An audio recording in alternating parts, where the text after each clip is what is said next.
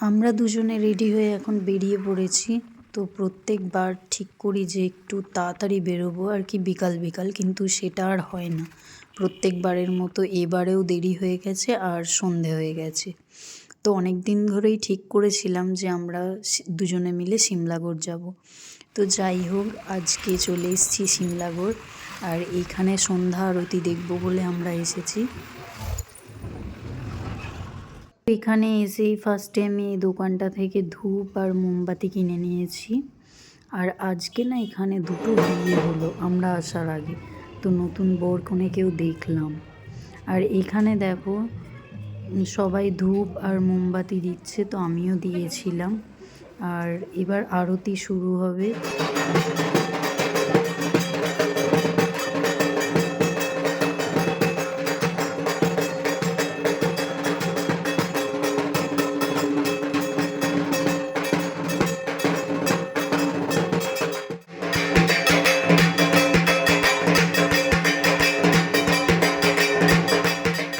আজকের ভিডিওটা এই পর্যন্তই।